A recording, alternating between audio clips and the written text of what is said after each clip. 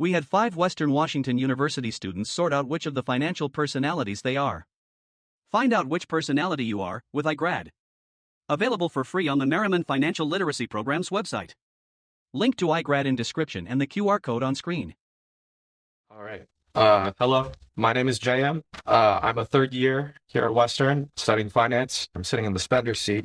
The spender prioritizes immediate desires over financial responsibility, spending freely without considering income or budget. They often indulge in excessive purchases, leading to bills and debt.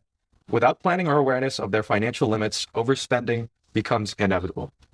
Hello, my name is Max, and I am a junior here at Western, and I am studying marketing, and I am sitting in the miser seat. And the miser is driven by fear of future financial loss, hoarding, and obsessively analyzing money instead of enjoying it. This extreme reluctance to spend or lend leads to a life of financial stagnation and missed opportunities. My name is Ameer. I'm a third year at Western. I'm studying finance, and I'm in the seat of the avoider. So the avoider tends to deny financial problems, ignoring bank statements and bills by refusing to acknowledge their financial situation. They remain unaware of the debt, income, and payment deadlines. My name is Abby. I'm a junior, and I'm studying English Lit and Education. And I'm sitting in the impulsive seat. And the impulsive makes financial decisions on impulse, relying on intuition rather than planning. Easily swayed by trends, they make spontaneous purchases and invest in risky schemes without considering the future. Hi, my name is Eden, and I am a sophomore, and I'm going to be studying marketing. I am in the planner seat. The planner is financially balanced with clear goals, a solid budget, and a healthy perspective on money. They know when to save and spend, believing that careful preparation and planning ensures financial stability. All right, guys, are you ready? Do you usually plan your spending in advance, or do you spend as needed? So I definitely spend as needed. If like for example, if a fun trip comes up, I'm probably gonna spend my money on that instead of something I probably should save for. But that's just me. Yeah, I feel like that's similar for me too. I mean, I'll spend some money on a trip. At the same time, I want to have some money saved up just because I know I'm going to have a trip in the future, just in case I have a trip in the future. It's the kind of thing where if you go out, you spend all the money you want, and then you just you're afraid to look at your bank statement. For sure. Like putting it out for weeks. Here it comes. Yeah. Sounds like y'all are avoiding. I think for me, my money habits, I will save up my money, but then I just go through a phase where I'm like, oh my gosh, look at this. Look at this ad I just saw that popped up. That would look great on me. I think we need to do a little switcheroo because you sound a little bit impulsive. And That does not really match what position you are in. So I think we should switch. I think we should switch you, So- definitely. what? Me? You. Yeah, your time. I think you're the miser for sure. Planning ahead and everything. Yeah. The big little paranoid. I don't know. Okay. That does kind of match the miser description. It's true. Would you like to sit on my seat? Yes, and I would Okay. like you to sit in the impulsive seat. Oh, okay. Do we want to move anyone else right now? Anyone I else? think we got to dig a little deeper, Yeah. get into each other a little bit more. Sure. Guys, Okay. let's get into it. Okay, what does financial literacy mean to you?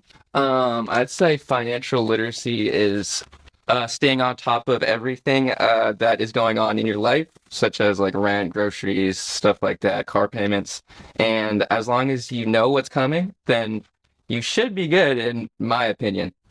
I think financial literacy to me is just knowing how to manage your money, basically. So budgeting, spending your money right. Yeah, precisely. I was piggybacking off of that.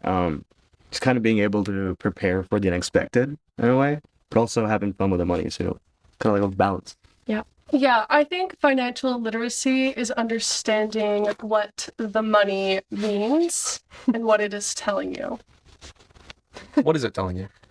You have to hold it up to your ear, and the little face will whisper in your ear and tell you what it says.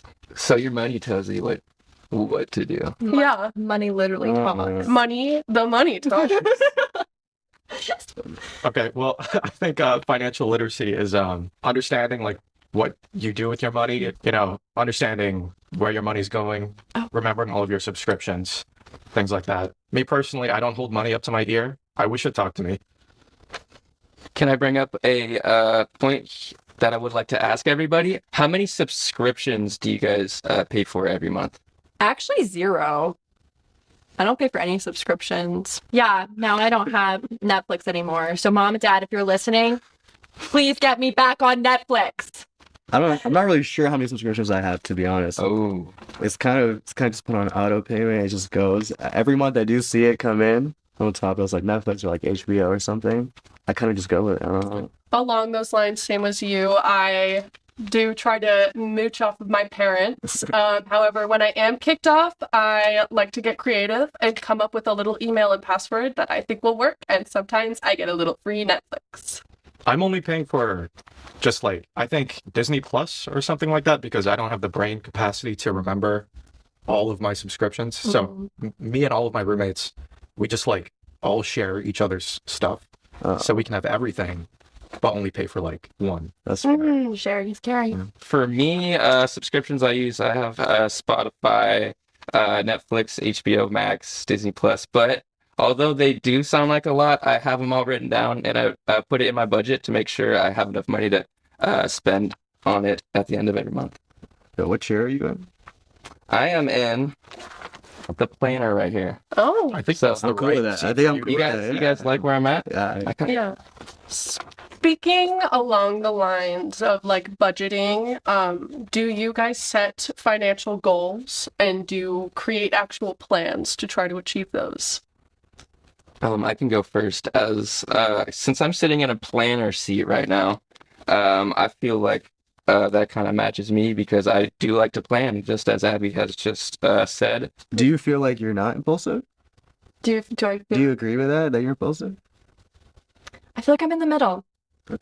I feel like guys, I swear I'm getting better. Like there's like high school was rough, but I'm doing better now, I think. I'm like in the middle.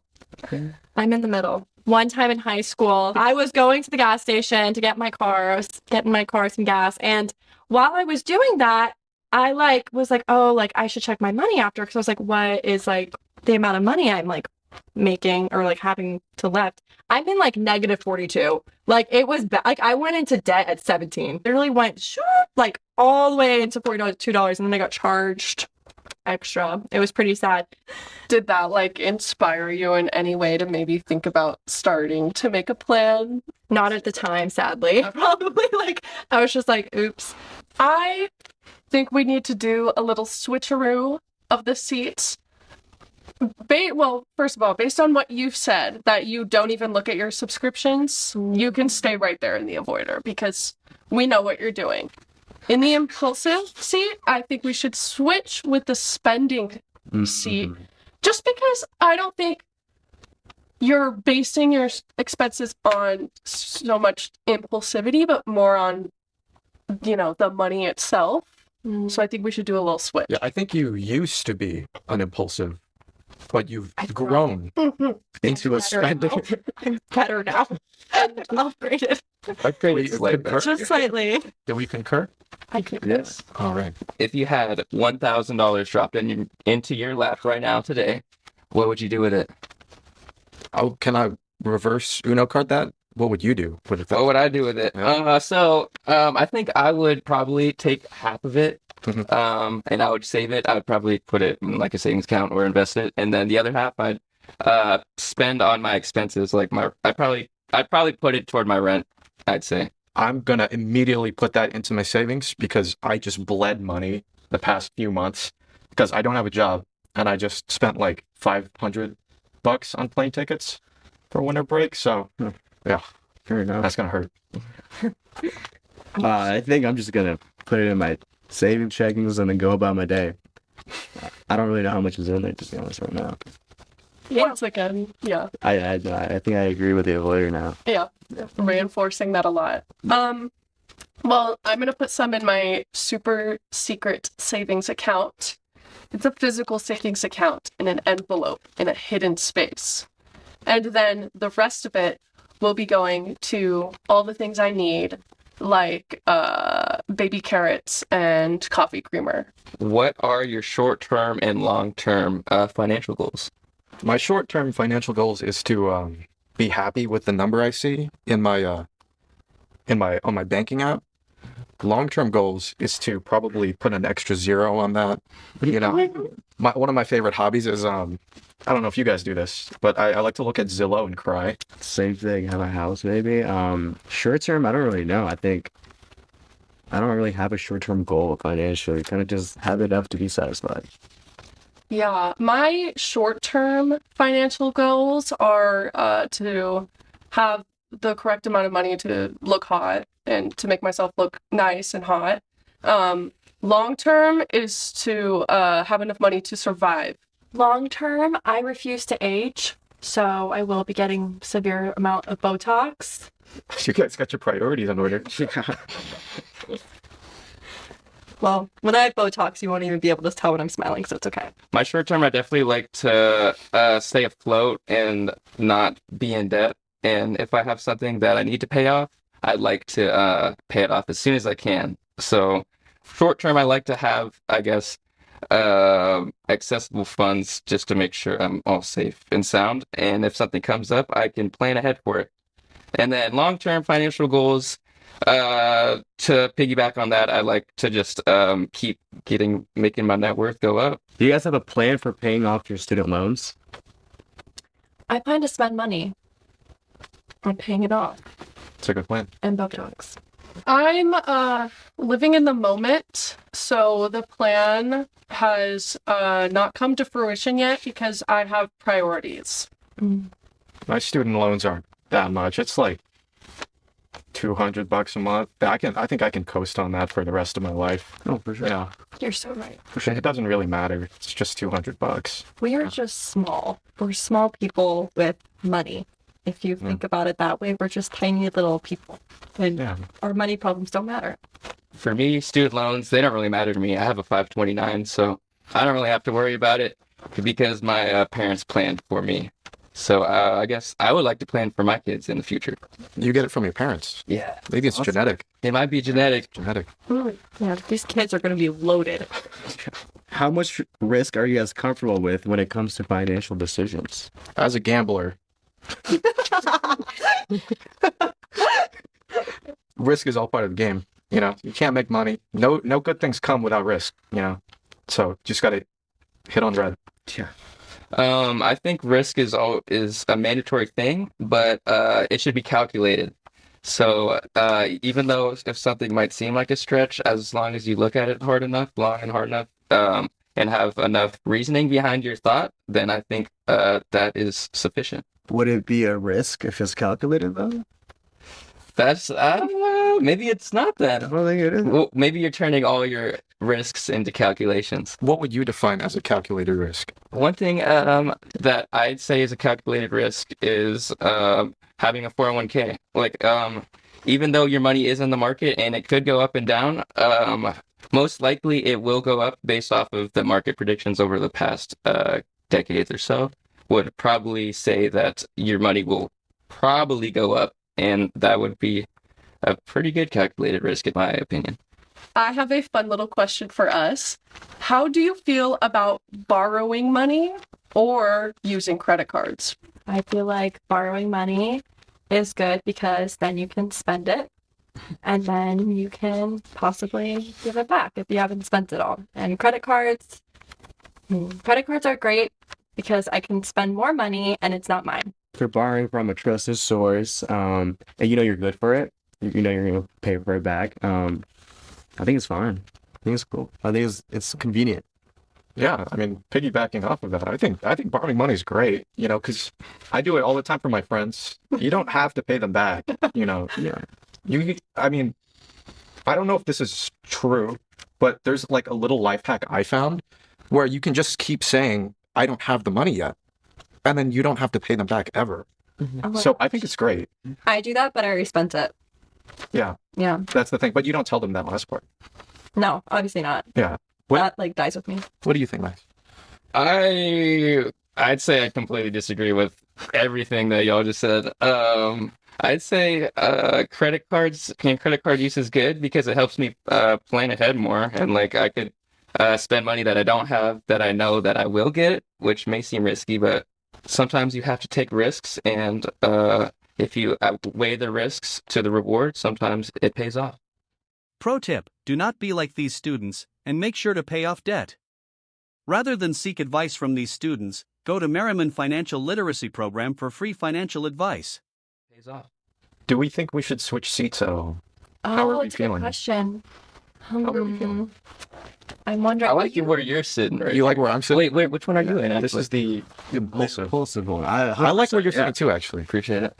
I'm in the spender seat, and personally, I think that I could be moved to a different one. I'm in the miser seat, and I am accepting where I am right now. I'm in the avoider seat. I was supposed to be in the planner, I think, but based off of a rock, paper, scissors game, I'm in the avoider.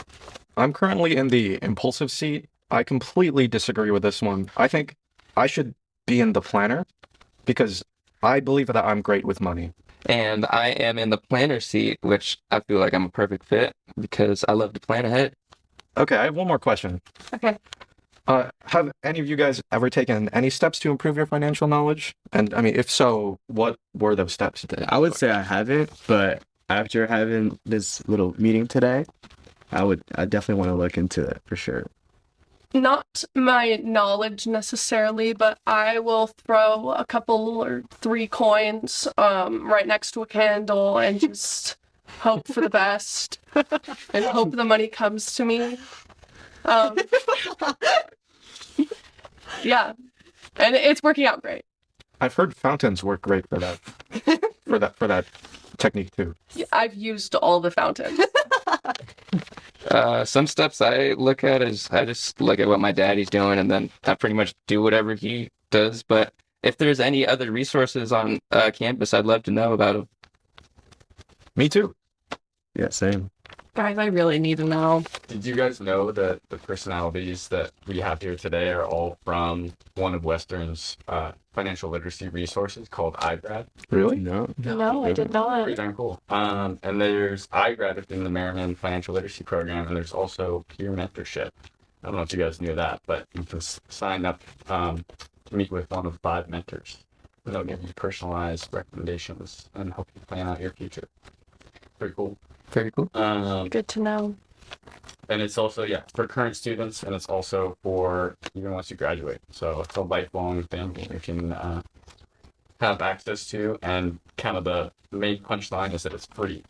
So It's go free. sign up today and have that resource for the rest of your life. 1, 2, 3, financial literacy. To learn more and invest in your financial future, check out the Merriman Financial Literacy Program. Also find out what financial personality you have with the QR code or the link in description.